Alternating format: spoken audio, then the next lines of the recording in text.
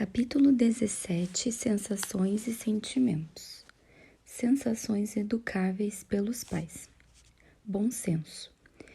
Crianças cujos pais têm conhecimento teórico dos valores dos vários produtos alimentícios muitas vezes são bem nutridas. Seus pais confiam no que eles chamam de bom senso. E o resultado é, no geral, melhor do que se consideração científica fosse dada à dieta da família. Mas esse bom senso geralmente tem a opinião científica como base, embora o fato possa ser esquecido, e quando a opinião científica se tornou a base do hábito, ela tem mais valor e funciona de uma maneira mais simples do que enquanto ainda está em fase de experimento. Da mesma forma, é bom ter tal familiaridade com as funções da natureza humana de acordo com a qual agimos em nosso conhecimento inconscientemente e nem mesmo sabemos que o possuímos. Mas, se não temos esse capital fluente de conhecimento, devemos estudar o assunto, mesmo que tenhamos de fazer experimentos. A maioria das pessoas supõe que as sensações, sentimentos e emoções de uma criança são questões que se resolvem sozinhas. Na verdade, estamos aptos a usar os três termos indiscriminadamente, sem anexar ideias muito claras a eles. Mas eles cobrem coletivamente um campo educacional muito importante. E embora senso comum, como dizemos, os julgamentos formados com base no conhecimento herdado muitas vezes nos ajuda a agir com sabedoria, sem saber por quê. Provavelmente agiremos com mais sabedoria se agirmos razoavelmente. Origem das sensações. Consideremos primeiro o assunto das sensações. Falamos de sensações de frio, sensações de calor e sensações de dor, e estamos certos. Também falamos de sensações de medo e de prazer, e geralmente estamos errados. As sensações têm sua origem em impressões recebidas pelos vários órgãos dos sentidos: olhos, línguas, narinas, ouvido e a superfície da pele, e são transmitidas pelos nervos sensoriais, alguns para a medula espinhal e alguns para a região inferior do cérebro. Existem muitas sensações das quais nada sabemos. Quando tomamos consciência de nossas sensações, é porque as comunicações são enviadas por fibras nervosas, agindo como fios telegráficos do sensório ao cérebro pensante. E isso acontece quando damos nossa atenção a qualquer uma das inúmeras mensagens transmitidas pelos nervos sensoriais. A fisiologia dos sentidos é um assunto muito complicado para abordar aqui, mas é profundamente interessante, e talvez não exista melhor introdução do que o pequeno livro do professor Clifford, Say and Things, Ver e Pensar, Macmillan. Agora, os sentidos são os 5 Gateways of Knowledge, 5 portais do conhecimento, para citar o título de um pequeno livro que muitos de nós usamos no início de nossa educação. E uma pessoa inteligente deve estar ciente e ser capaz de fazer julgamentos sobre as sensações que recebe. As sensações devem ser tratadas como algo de interesse objetivo. Todos reconhecemos que o treinamento dos sentidos é uma parte importante da educação. Um cuidado é necessário. Desde o início, as sensações de uma criança devem ser tratadas como questões de interesse objetivo e não subjetivo.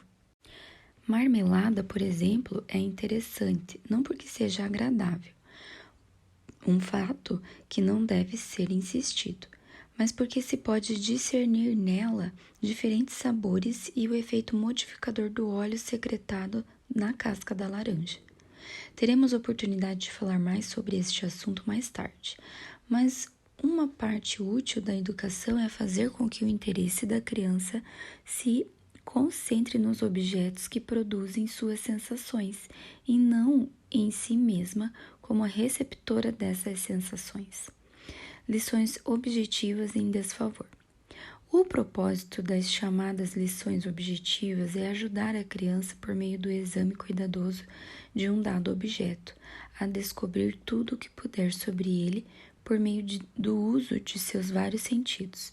Informações gerais sobre o objeto são inseridas e colocadas apenas porque os sentidos da criança foram exercitados e seu interesse despertado. As lições objetivas são um pouco desfavoráveis agora, por dois motivos. Em primeiro lugar, fragmentos mínimos são apresentados às crianças que têm pouco do caráter do objeto no lugar, e elas podem transmitir ideias inadequadas, se não erradas.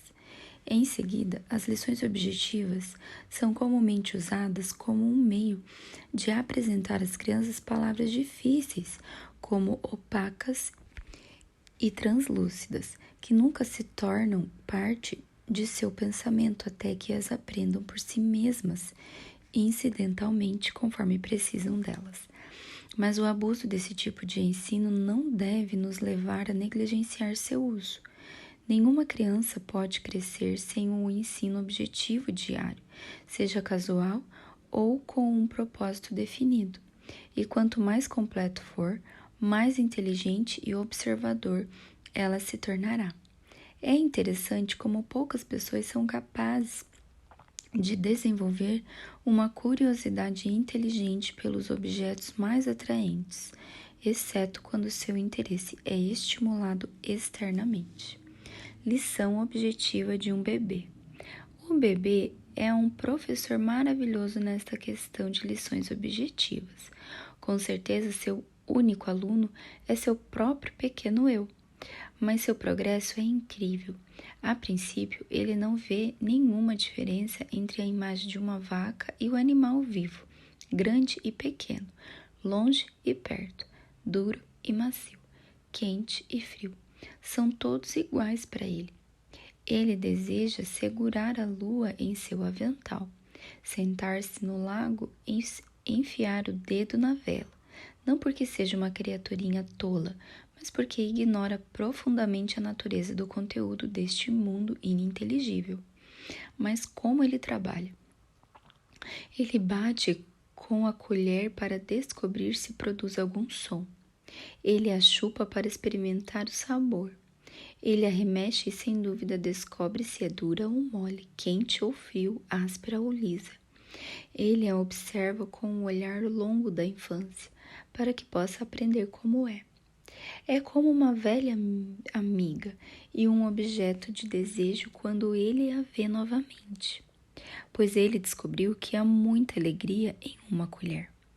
Isso continua com grande diligência por alguns anos, ao final dos quais o bebê adquiriu conhecimento suficiente do mundo para se conduzir de uma forma muito digna e racional.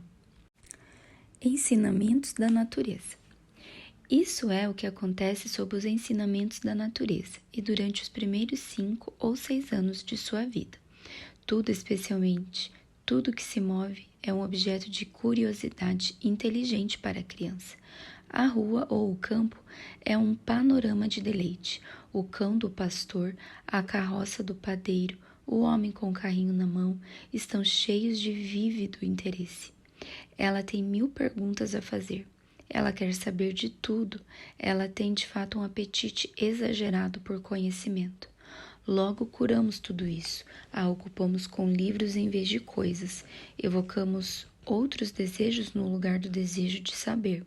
E conseguimos criar o homem desatento e uma mulher ainda mais desatenta, que não distingue entre um lamegueiro, um chopo e uma tilha, e sente falta da alegria de viver. A propósito, por que o bebê não exercita propositalmente seu órgão do olfato? Ele torce o narizinho engraçado quando é ensinado a cheirar uma flor, mas isso é um mero truque. Ele não faz experimentos naturais para saber se as coisas são cheirosas, enquanto cada um de seus outros sentidos lhe proporciona grande alegria. Sem dúvida, o narizinho é involuntariamente muito ativo, mas pode sua inércia neste assunto ser uma falha hereditária? Pode ser que todos nós permitamos-nos andar com narinas obtusas.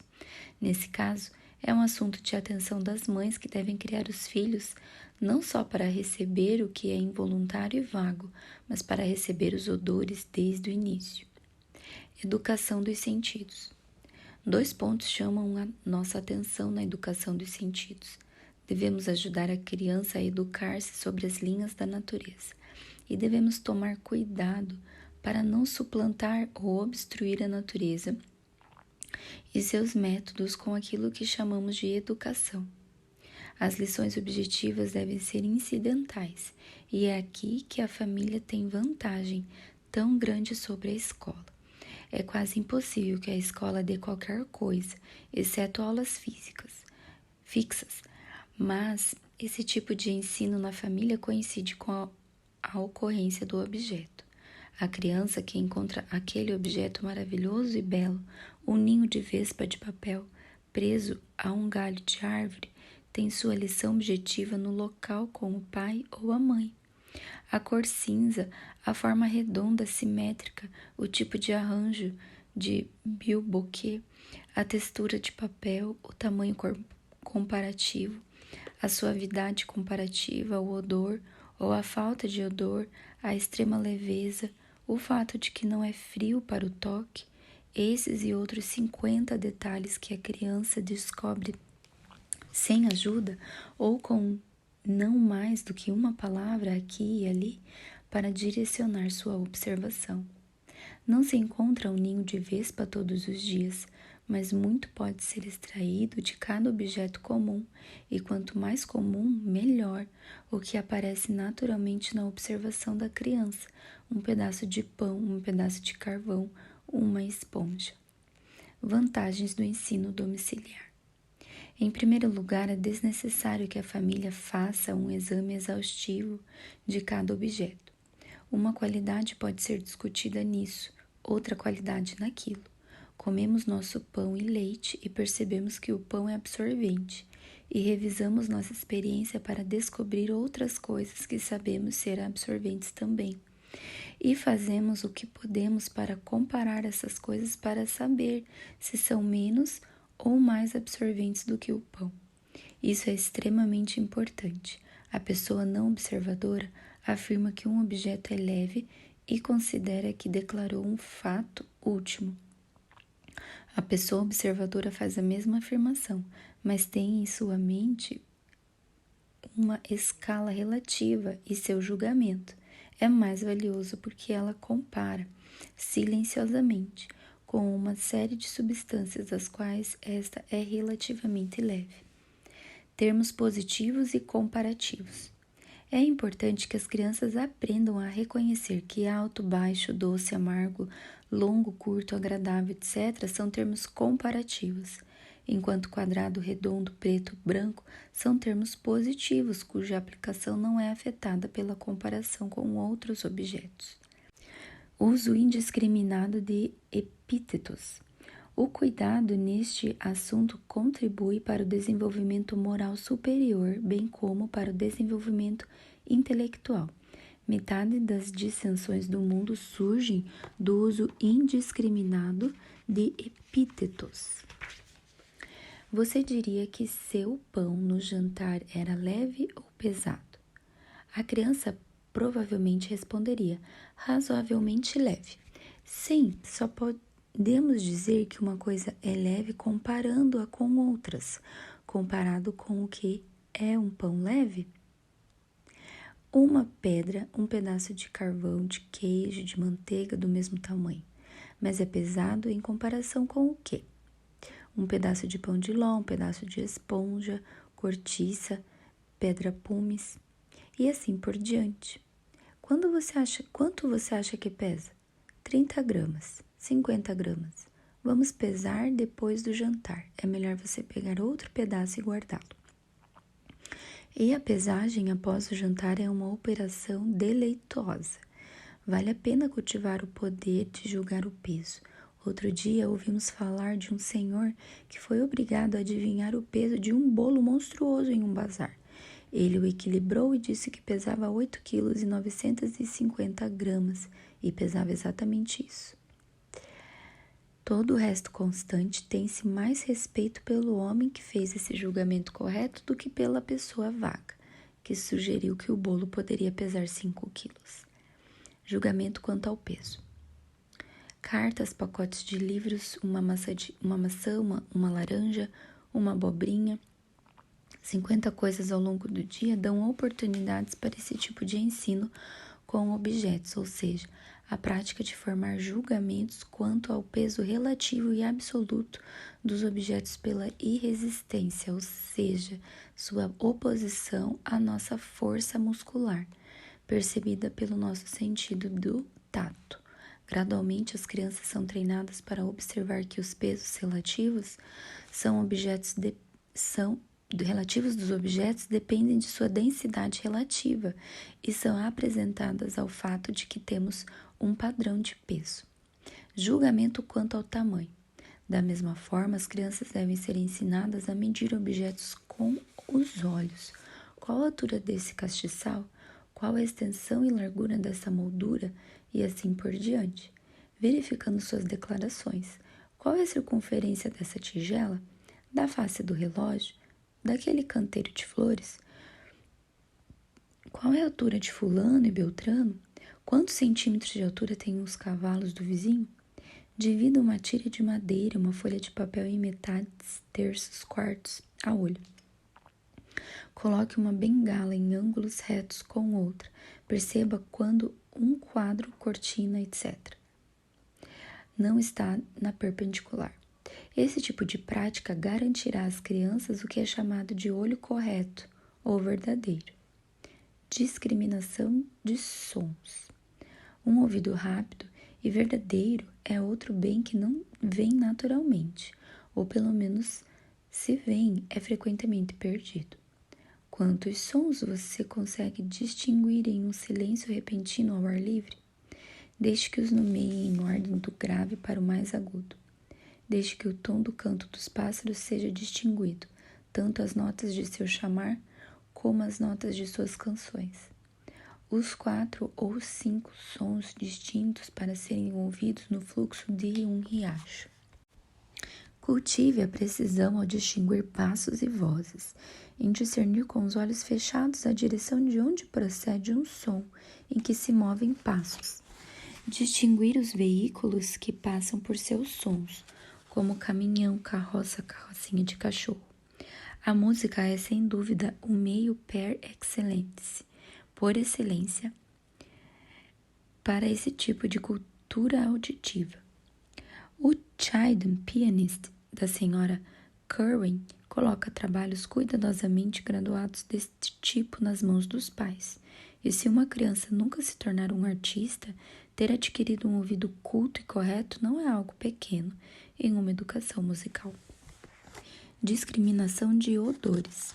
Não damos importância suficiente à discriminação de odores, seja por proteção à saúde ou como fonte de prazer.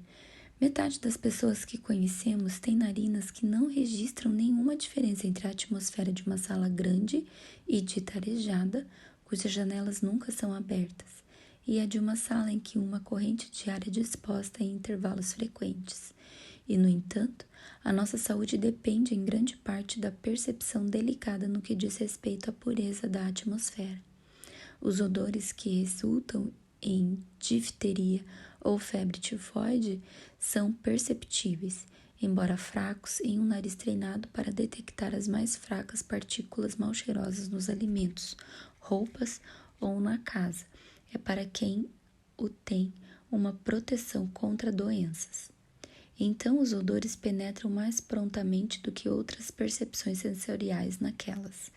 Sensações agradáveis sentidas no sangue e pelo coração, que acrescentam tanto à nossa felicidade porque se unem facilmente às nossas alegrias puramente incorpóreas por laços de associação. Nunca sinto o cheiro de madeira sem ser lembrado que é o tipo de coisa que ouvimos e dizemos continuamente, mas não nos importamos em perceber que devemos uma alegria dupla ao cheiro da madeira, ou pode ser a tristeza refletida. A alegria das influências agradáveis sobre nós quando arrancamos a flor e a alegria possivelmente mais pessoal daquela outra época com a qual a associamos. Cada novo odor percebido é uma fonte, se não de advertência, de satisfação ou interesse recorrente. Conhecemos muito poucos dos odores que a primavera oferece. Só nesta primavera, a presente escritora aprendeu 2 odores peculiarmente deliciosos, completamente novos para ela, e de ramos novos, de larix, que tem quase o mesmo tipo e grau de fragrância que a flor da seringa, e o agradável aroma almiriscarado de um arbusto pingo de ouro. As crianças devem ser ensinadas a fechar os olhos, por exemplo, ao entrar na sala de visitas e descobrir pelas narinas quais flores cheirosas existem ali. Discriminar os odores do jardim deixados por uma chuva. Casas e salas estão cheias de perfumes. As prateleiras estão cheias de perfume. Eu mesmo respiro a fragrância, conheço e gosto dela. A atmosfera não é um perfume, não tem o sabor da destilação, não tem cheiro.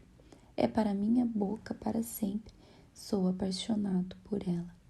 O cheiro de folhas verdes e folhas secas e da beira do mar, e rochas marinhas de cor escura e feno no celeiro. O poeta americano talvez tenha feito mais do que qualquer outro para expressar o prazer que se encontra nos odores. Essa é uma direção na qual ainda há muito a ser feito. Ainda não chegamos nem mesmo a uma escala de odores, como existem de som e de cor. Discriminação do sabor. O sabor, mais uma vez, oferece uma ampla gama de discriminações delicadas. À primeira vista, pareceria difícil cultivar o sentido do sabor sem tornar a criança mais ou menos um guloso, mas o fato é que os sabores fortes que aguçam o paladar destroem o poder da percepção. A criança que vive de comidas lácteas tem, provavelmente, mais prazer no sabor do que quem janta fora, familiarizado com a preparação de um cordon bleu. Ao mesmo tempo, seria preferível fazer do sabor uma fonte de interesse ao invés de um prazer sensual para as crianças. É melhor do que elas tentem descobrir um sabor com os olhos fechados do que lhes seja permitido pensar ou dizer as coisas são boas ou nojentas para comer. Esse tipo de meticulosidade deve ser reprimido. Não é bom forçar uma criança a comer o que ela não gosta, pois isso apenas faria com que ela nunca gostasse daquele prato específico, mas também com que ela veja que demonstra falta de autocontrole e coragem quando expressa aversão por alimentos saudáveis. Provavelmente terá um efeito duradouro. Ginástica sensorial. Mal falamos a respeito dos tipos de lições objetivas, apelando ora para um sentido e ora para outro, que deveria ocorrer incidentalmente todos os dias na família. Somos aptos a considerar um índio americano como uma pessoa bastante inculta. Ele é, ao contrário, altamente educado, visto que é capaz de diferenciar impressões sensoriais e agir a respeito delas de uma forma que é desconcertante para o europeu erudito. Seria bom para os adultos educarem uma criança na primeira meia dúzia de anos de sua vida, em certa medida nas linhas de um índio pele vermelha. Além dos poucos pontos que mencionamos, ela deve ser capaz de diferenciar cores e matizes de cores, graus relativos de calor em lã, madeira, ferro, mármore, gelo. Deve aprender a usar um termômetro, deve diferenciar objetos de acordo com seus graus de dureza, deve ter um olhar desenvolvido e tato para a textura. Deve, de fato, ser capaz de perceber tantas informações sobre um objeto em alguns minutos de estudo quanto a sua forma, cor, textura, tamanho, peso, qualidades, partes, características, quanto ela poderia aprender em muitas páginas de um livro impresso. Abordamos o assunto mais pela via dos sentidos da criança do que pelos objetos a serem estudados, porque temos em vista os exercícios ocasionais, cujo objetivo é trazer o cultivo completo aos vários sentidos. O conhecimento da natureza e dos objetos naturais é outra coisa e deve ser abordado de uma maneira ligeiramente diferente. Um menino que está observando um besouro não aplica conscientemente seus vários sentidos ao besouro, mas deixa que o besouro tome a iniciativa, que o menino segue com reverência. Mas o menino que tem o hábito de fazer exercícios sensoriais diários vai aprender muito mais sobre o besouro do que aquele que não é treinado dessa forma. Jogos sensoriais. As lições objetivas definidas diferem desses exercícios incidentais porque um objeto é, de certa forma, exaurido por cada um dos sentidos de uma vez, e cada átomo de informação que ele produzirá vem dele. Um bom plano é transformar esse tipo de lição em um jogo. Passe seu objeto, um pedaço de pão, por exemplo, e deixe cada criança contar algum fato que ela descobriu pelo toque. Outra rodada pelo cheiro, novamente pelo gosto e novamente pela visão. As crianças são mais engenhosas nesse tipo de jogo, e isso oferece oportunidades de lhes ensinar novas palavras, como frágil, elástico, quando elas pedem ajuda para expressar em uma palavra alguma descoberta que fizeram. As crianças aprendem assim a pensar com exatidão, a distinguir entre frágil e quebradiço, e qualquer informação comum que seja oferecida a elas no decorrer desses exercícios torna-se uma posse para sempre. Uma boa brincadeira com esse tipo de lição objetiva, adequado para uma festa de aniversário, é ter uma centena de objetos dispostos sobre uma mesa, desconhecidos das crianças. Em seguida, leve o pequeno grupo para a sala. Dê a eles 3 minutos para dar a volta na mesa. Depois, ao sair da sala, peça que escrevam ou digam em um canto os nomes de todos os objetos de que se lembrassem. Algumas crianças chegam facilmente a 50 ou 60 objetos. Sem dúvida, o melhor e mais feliz exercício dos sentidos surge de uma familiaridade amorosa com o mundo da natureza, mas os tipos de exercícios que indicamos tornam as percepções mais aguçadas e são muito apreciadas pelas crianças. Não permitir que as sensações ministrem indevidamente a consciência subjetiva da criança é o grande ponto a se ter em mente. Perguntas para uso dos estudantes. 1. Mostra que o bom senso geralmente tem a opinião científica como base. 2. Qual é a origem das sensações? 3. Mostra que as sensações devem ser tratadas como interessantes por conta da coisa percebida, não da pessoa que percebe. 4. Por que as lições objetivas são desfavoráveis? 5. Mostra que um bebê trabalha em lições objetivas. 6. Qual é o efeito dos primeiros ensinamentos da natureza? 7.